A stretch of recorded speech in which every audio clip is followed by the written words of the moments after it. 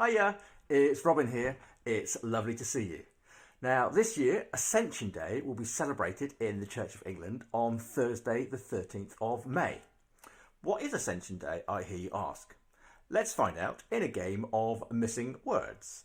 I'll put up some sentences with the word missing, pause on each section, and try and guess what the missing word is. Then I'll show you the answer. The text is taken from the Church of England website, so when it says we, it refers to the people in the Church of England. Good luck.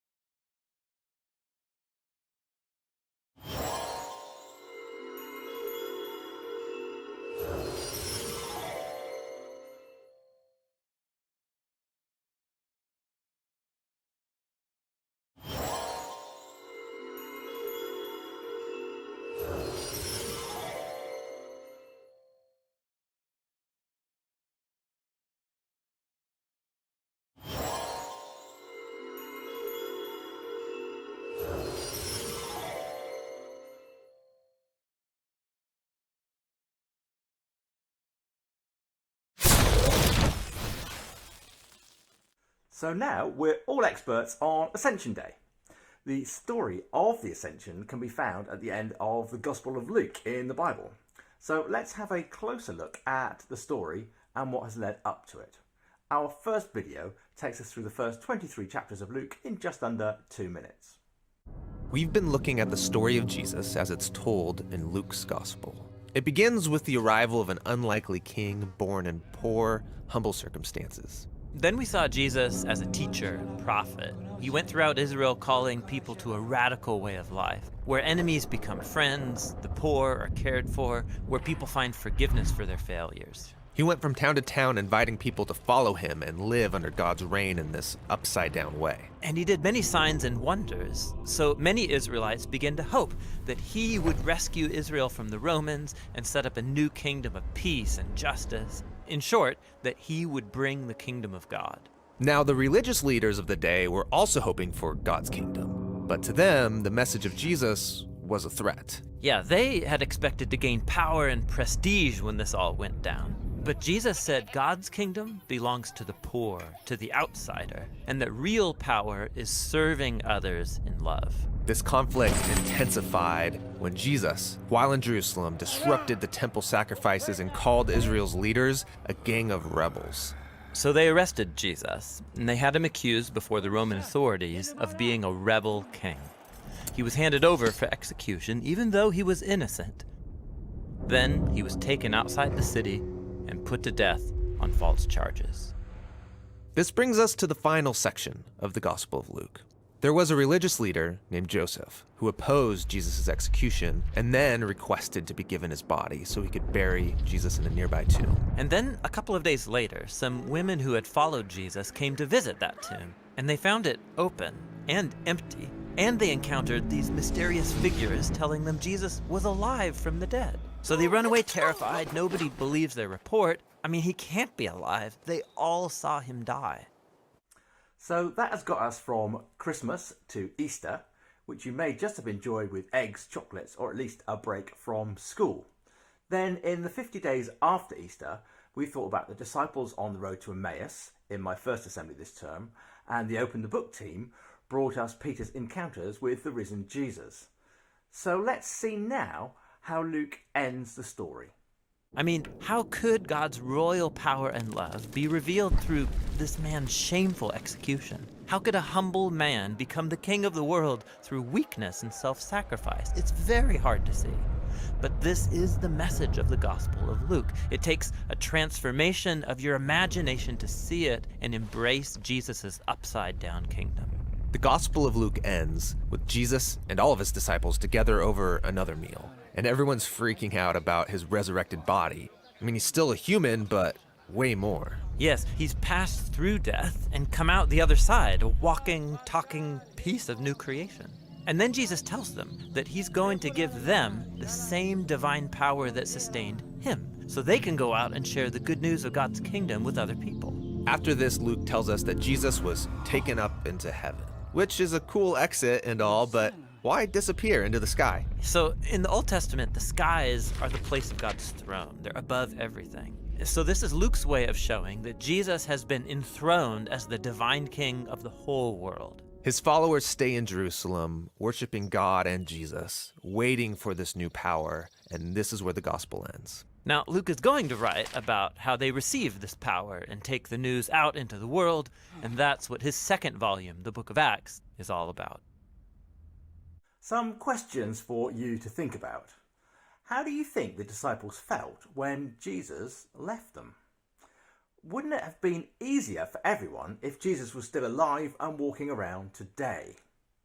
And the third question, assuming Jesus is real, where do you think he is now and what might he be doing?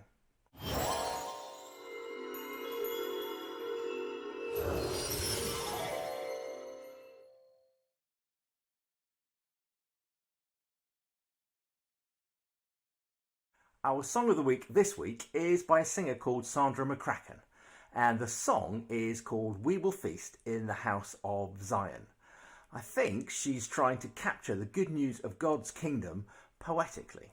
She uses images drawn from the Bible that describe what the world might be like when Jesus returns. Enjoy.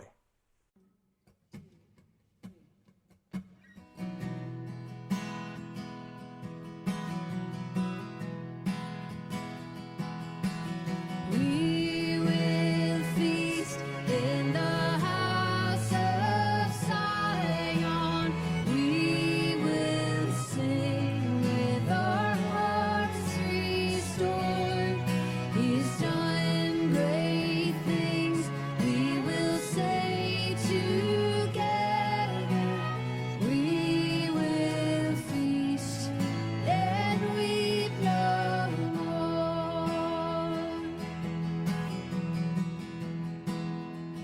We'll not be burned by the fire.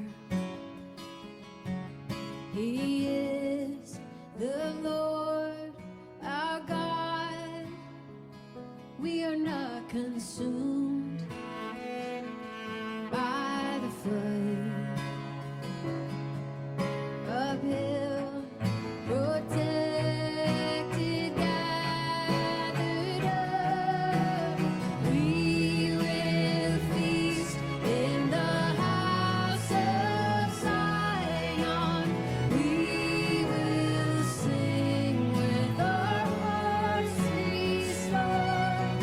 He's done great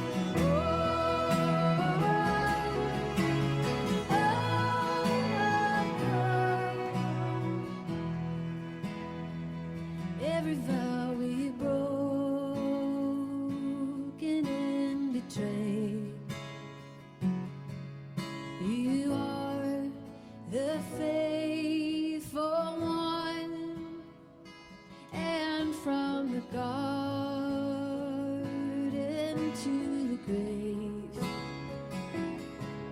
Bind us together, bring shalom.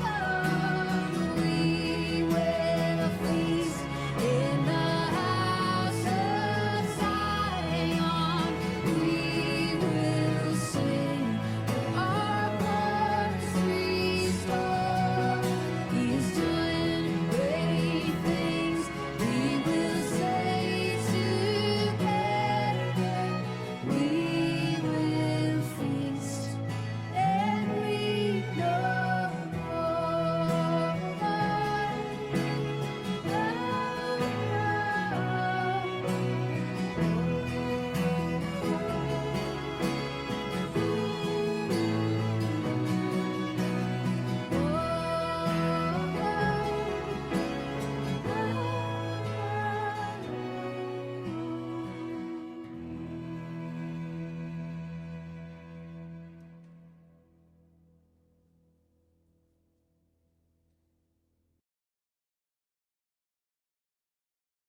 For our prayer and reflection time, we have a word search.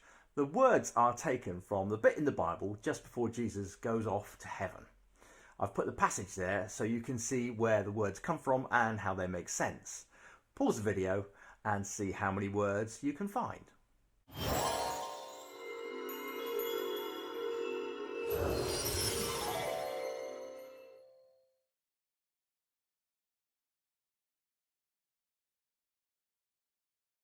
Our tricky question of the week this week is, does God live in heaven? I'll leave you to see what Rev Glyn has to say and to discuss what you think. And I look forward to seeing you next week. Bye for now. Bye. Does God live in heaven? The view we have from the Bible is that yes, God does live in heaven. It's a place where he rules. It's his space.